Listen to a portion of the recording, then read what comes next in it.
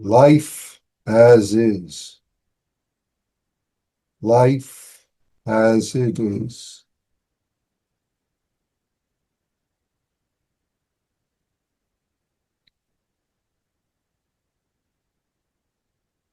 In a way, even saying that much is extra.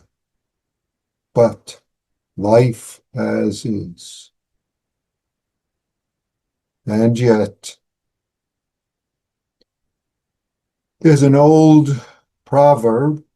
I don't know its original sources. First time I heard it was when Joko brought it up. It goes something like, there are two times to keep your mouth closed: underwater and when angry. Two times to keep your mouth shut, closed. Not just your mouth, but your mouth underwater. Obviously, we all understand why not to open the mouth underwater. But there's all sorts of ways of being underwater. Underwater with the self-centered thoughts and judgments and beliefs that run around in our life. Sometimes we notice them, hopefully more often, whether when you're sitting or in life, we begin to notice them. Thoughts, emotion, reactions that we're believing. But if we're underwater then, underwater in the midst of them, if they are the water that we're under, then we can't see this life as is that is our life. If we wake up in the morning, open our eyes, here, and all of a sudden we're underwater with our thoughts about what is, isn't, shouldn't. If we look outside at the sky and all of a sudden have ideas about the clouds that should or shouldn't be there, the events that should or shouldn't occur, the things that we remember about yesterday or tomorrow or plans or how I feel, or if we open our mouth internally or externally in the midst of being underwater, then what happens? It's obvious what happens if you're underwater and you open your mouth. You know, we all know it, right? And yet we often forget, just as opening our mouth when we're angry, what comes out of it, whether to others or whether to ourselves internally. That's caught in self-centered dream stories. We suffer, others suffer.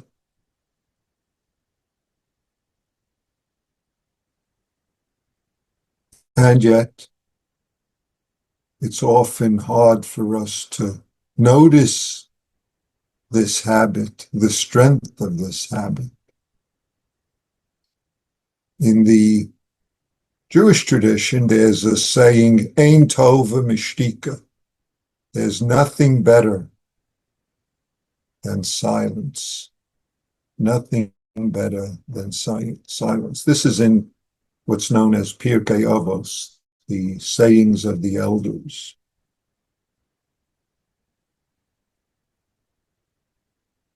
Why? Because with the words, when we open our mouth and are underwater with our judgments and so on, our therein, therefore, thereby, as the Buddha talks about it in the sutra, we get into all sorts of trouble. We create harm and suffering. the Buddha calls it in another sutra, in the Avatamsaka Sutra, he says, calls it delusion attachments, or at least that's an English translation. Fundamentally, we and everyone we meet are nothing but the wisdom and perfection of the Buddha. But because of our mouth stories, self-centered dreams, delusion attachments, however we call it, we miss this wisdom perfection that we are. We miss our life. So my teacher, Maizumi Roshi, used to encourage us. He would say, appreciate your life. Appreciate your life. He doesn't say appreciate your life when it's good, when it's the way you want it, when others are doing, when the weather is, but appreciate. Appreciate is exactly the Buddha's teaching, life as is.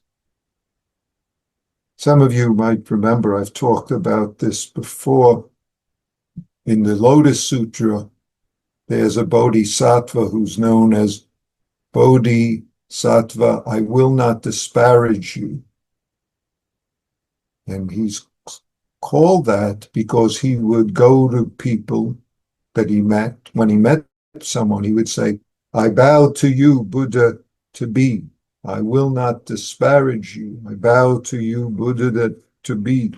Even though the events, the persons might do angry things towards them, might throw rocks at them. Still, even as she was running away, the Bodhisattva would turn and say, I bow to you, Buddha, to be. And in the Lotus Sutra, Buddha praises them. See? But when we get caught up underwater our thoughts, then as soon as we open our mouth, we drown. When we're angry, especially, but even when we're not angry, if we're caught up in thoughts about how it should or shouldn't, then we create all sorts of difficulties. It's not right. It shouldn't happen. I should have, he should have, she should have. I remember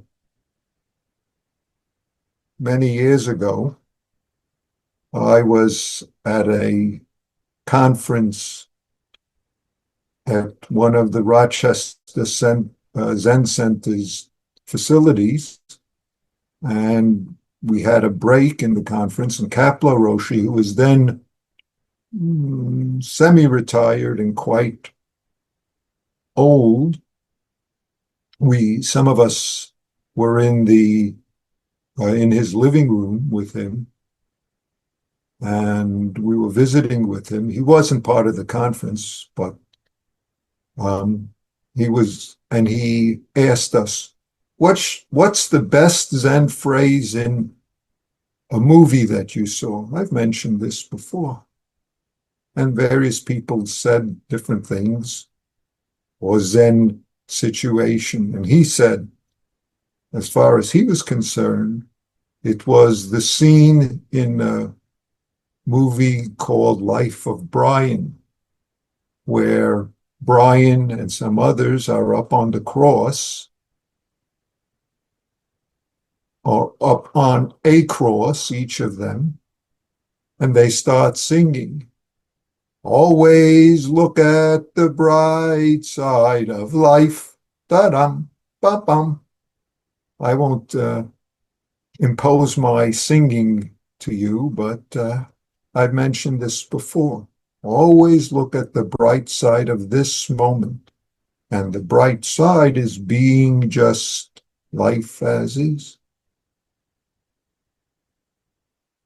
Being just this Buddha life that we are. despite our critical, not bright side judgments, stories, delusion, attachments, which blind us to what and who our life is, what and who the life of the universe enables us. Looking at the bright side enables us to appreciate our life as is. That's the whole of practice. So having said that as an introduction, I'll bring up case 19 of the Shoya-Roku, the book of serenity or equanimity. Yunmen's Sumeru. Yunmen, also known as Umon. Yunmen is in Chinese and Umon is in Sino-Japanese. The introduction to this case is, I always admire the novel devices of Yunmen. All his life, he pulled out nails and wedges for people. Why did he sometimes open the door and set out a bowl of glue or dig a pitfall in the middle of the road? Try to discern. That's the introduction. In a way, it's a summation of the case.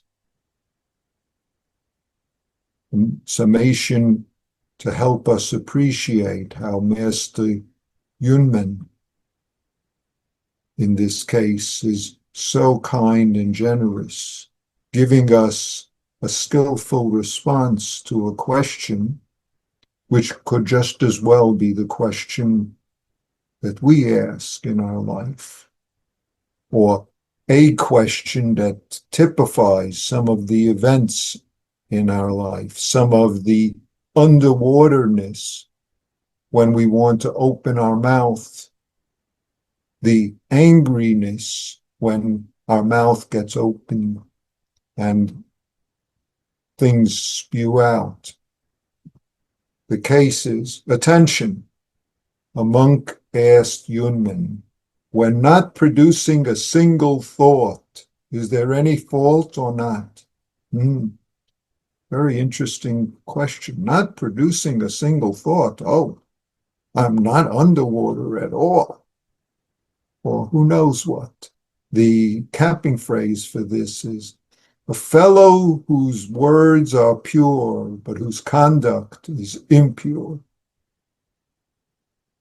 Words are pure, but the conduct is impure. The conduct goes against the words. So don't believe the words if the conduct goes against it. In fact, goes the opposite. So how does Yunmen respond? Mount Sumeru, say Mount Everest. The whole of Yunmen's response to, we're not producing a single thought. Is there any fault or not? Capping phrase for Mount Sumeru. Most of us don't relate to Mount Sumeru. It's in Buddhist and Indian, what should I say, cosmology. But I'll just say Mount Everest, which we all can relate to without having to explain Indian Buddhist cosmology. Mount Everest is Yunmen's response. Answer. Offering to this monk who asked this question, at fault or not? The capping phrase for Yunmen's statement is dangerous. Dangerous is what? Oh, opening our mouth internally, externally, underwater or when angry. Underwater in beliefs about how life is and isn't, should or shouldn't be, then we miss life as is. We don't appreciate this very life. We blind ourselves to our opportunity, to our bright side of this moment. Then we can be the Buddha we are if we cease to open our mouth, cease to blind ourselves with delusions, with attachments, with stories. At least notice the delusions and attachments, and right there, you get to be life as is. We get to be life as is. Right here, we get to appreciate this Buddha that we are, this Dharma which is abundantly present in each being, says Dogen. But if we don't practice it, it's not manifest, and we don't experience it, it isn't realized. Our practice, if I say it that way, our opportunity is to experience, to appreciate, to realize, to manifest this life that we are. Thank you.